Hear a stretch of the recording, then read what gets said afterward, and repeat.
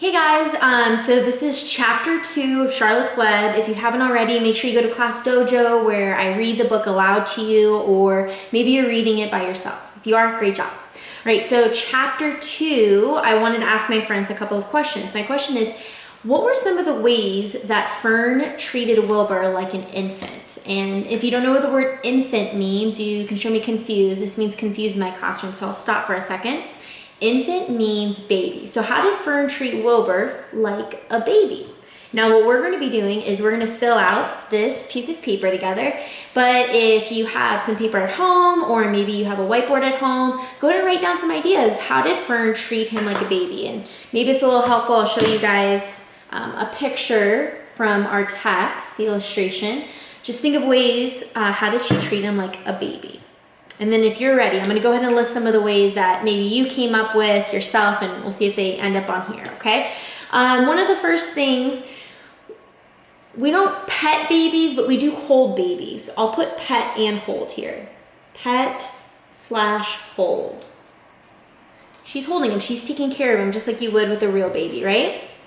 Another thing that she does for him is that she feeds him first by tying a bib. So maybe you have a little brother or little sister that has a bib that goes on before they eat, because you know it gets super messy when babies eat. So I'm going to put down, put on bib,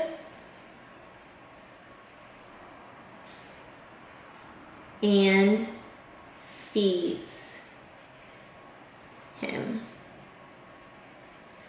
All right, another thing that we could see from the text that Fern does to treat him like a baby, she also puts him to bed. So maybe you, I'm not saying that any of you guys are babies, but maybe you have a mom or dad or a close relative that puts you to bed, and that's always nice. It's the best way to fall asleep. So puts him to bed. Right, another way that she treats Wilbur just like an infant is that she puts him in a doll carriage and she pushes him around just as if he was a real baby. All right, so I want us to take a look at this list, and now what we can do, we can go over here and we can fill out the next part. This would be our evidence from the text. This is what Fern is doing. I want to know what are some of Fern's character traits. So she pets him and holds him, she puts on a bib and feeds him, puts him to bed, and she pushes him around in a doll carriage.